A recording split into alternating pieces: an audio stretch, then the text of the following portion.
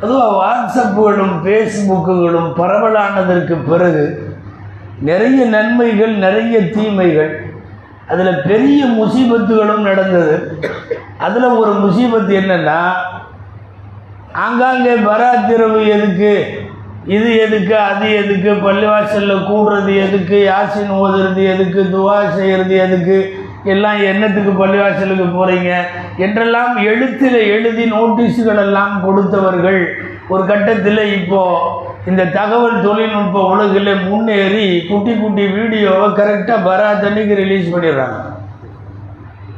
இது தேவையில்லை, அது தேவையில்லை என்றெல்லாம் சொல்லி உலகத்தில் கோடிக்கணக்கான மக்கள் பராத்தினுடைய இரவிலே அமல் செய்கிறார்கள். பராத் இரவு என்பது தமிழ்நாடு மட்டுமல்ல, அகில இந்தியா மட்டுமல்ல, உலக அளவில் பல்வேறு இடங்களில் இந்த இரவிற்கென்றுள்ள சிறப்பை புரிந்தவர்கள் அமல் செய்கிறார்கள்.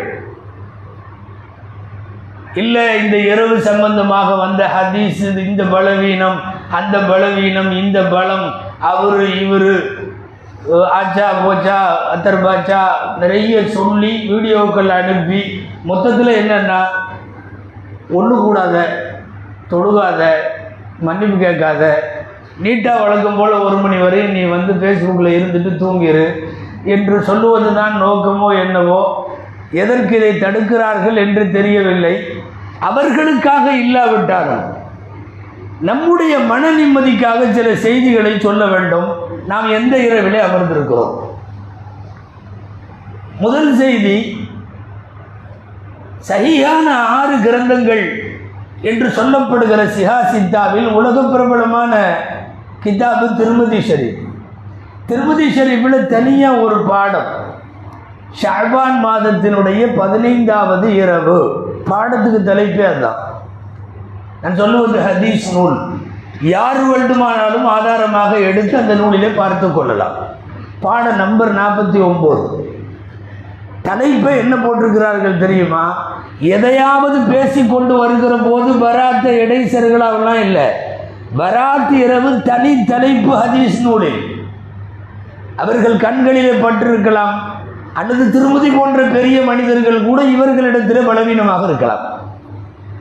பாபு மாஜா அஃபி லைலத்தின் நிஸ்லிமின் ஷஅபான், ஷஅபான் மாதத்தினுடைய 15வது அந்த பாதி இரவை பற்றிய சிறப்பு என்று ஒரு தனி தலைப்பை இட்டு அதிலே நபிகள் ஸல்லல்லாஹு அலைஹி வஸல்லமை பற்றி பதிவு செய்கிற ஹதீஸ் ஆயிஷா ரலியல்லாஹு அன்ஹா அறிவிக்கிறார்கள். நாம் ஒவ்வொரு ஆண்டும் பராத்திலே கண்டிப்பாக அதை செவிமடுத்திருப்போம். ஒரு இரவு நேரத்தில் நபிகளாரை பக்கத்திலே காணவில்லை. நான் தேடிக்கொண்டு போனேன், பின்துயர்ந்து போனேன். என்னை விட்டு விட்டு அவர்கள் எங்காவது போய்விட்டார்களா என்று நான் தேடிக்கொண்டு போனேன். என் மனதில் ஏற்பட்ட வசுவசா, கடைசியில் நபி ஸல்லல்லாஹு அலைஹி வஸல்லம் போய் ஜன்னத்துல் பக்கீயிலே நின்றார்கள். கபிரிஸ்தானிலே நின்று நீண்ட நேரம் துஆ செய்தார்கள், அழுதார்கள். பிறகு திரும்பி வந்தார்கள். யா ஆயிஷத்து வ தகாஃபீனா யஹீஃபல்லாஹு வ ரசூலுஹு அலைக், ஆயிஷாவே, அல்லாஹ்வும் ரசூலும் உன்னை கைவிட்டு விடுவார்கள், ஏமாற்றி விடுவார்கள் என்றெல்லாம் நினைத்தாயோ, பயப்பட்டாயோ என்றெல்லாம் சொல்லி வருகிற அந்த நீண்ட ஹதீஸை பதிவு செய்கிற போது அந்த ஹதீஸில் ஆயிஷா ரலியல்லாஹு அன்ஹா சொல்லுகிறார்கள், நீண்ட நெடுநேரம் பராத்தினுடைய இரவிலே நபி ஸல்லல்லாஹு அலைஹி வஸல்லம் அமல் செய்தார்கள். அதே ஆயிஷா அம்மா சொல்லுகிறார்கள், எந்த மாதத்திலும் வைக்காத அளவுக்கு இந்த ஷஅபானிலே நபி ஸல்லல்லாஹு அலைஹி வஸல்லம் நோன்பு வைப்பார்கள். ஆயிஷா அம்மாவினுடைய தந்தை அபூபக்கர் சித்திக் ரலியல்லாஹு அன்ஹு அறிவிக்கிறார்கள், அதுவும் திருமதியிலே வஃபில் பாபி அன் அபீ பக்கர் சித்திக் என்று தொடங்குகிறது. அபூபக்கர் சித்திக் ரலியல்லாஹு அன்ஹுவின் அறிவிப்பும் இருக்கிறது.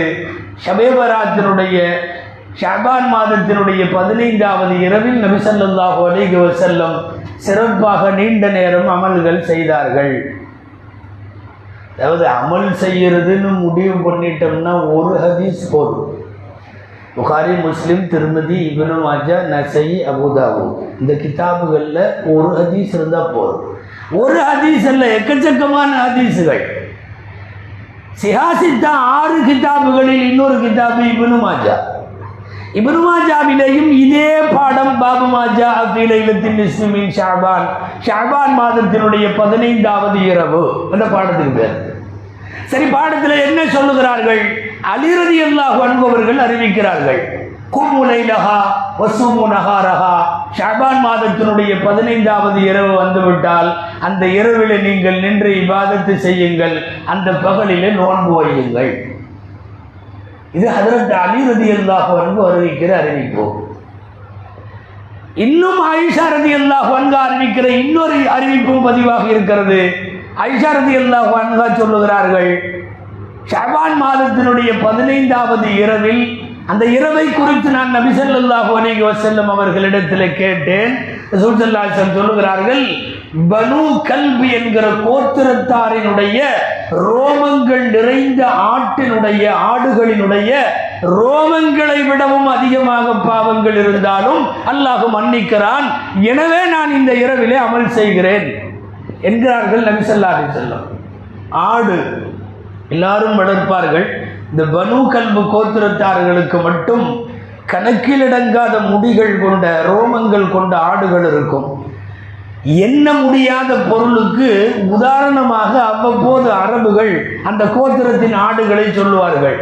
இதையெல்லாம் நம்மளால எண்ண முடியாது, இது என்ன பனு கல்பு ஆடு மாதிரி இருக்குது என்று சொல்லுவார்கள். நாம் நட்சத்திரங்களை எண்ண முடியாது, இதை மடிக்க முடியாது, அதை எடுக்க முடியாதுன்னெல்லாம் நாம் சொல்கிறோமல்ல, அந்த மாதிரி ஒரு வார்த்தை. எதெல்லாம் முடியாதோ, எண்ண முடியாதோ, கட்டுக்கடங்காததோ, கணக்கிற்குள் வராதோ அவைகளையெல்லாம் பனு கல்பு கோத்திரத்தின் ஆடுகளை போல என்று சொல்லுகிற பழக்கம். நபி ஸல்லல்லாஹு அலைஹி வஸல்லம் அந்த சொல்வடையை பயன்படுத்துகிறார்கள். பனு கல்பு கோத்திரத்தாரினுடைய ஆடுகளின் ரோமங்கள் அளவுக்கு மன்னிப்பு இருந்தாலும் அல்லாஹ் இந்த இரவிலே மன்னிக்கிறான். இது ஆயிஷா ரலியல்லாஹு அன்ஹா அறிவிக்கிற அறிவிப்பு. அனஸ் ரலியல்லாஹு அன்ஹு உட்பட நிறைய சஹாபிகள் அறிவிக்கிற இன்னொரு அறிவிப்பு, அல்லாஹ் இந்த இரவில் அவன் இறங்கி பாவ மன்னிப்பு தேடுவோருக்கு அழைத்து மன்னிப்பு தருகிறான், ரிஸ்க் தேடுவோருக்கு தருகிறான். பல்வேறு மனக்கவலைகளால் அல்லது நோய்களால் உடலால் மனதால் பாதிக்கப்பட்டிருக்கக்கூடிய யாருக்காக இருந்தாலும் ஆஃபியத்து தருவதாக வாக்களிக்கிறான். இதுவெல்லாம் ஹதீஸ்களில் இருக்கிறது. அமல் செய்யறதுக்கு நான் சொன்ன மாதிரி ஒரு ஹதீஸ் போதும்.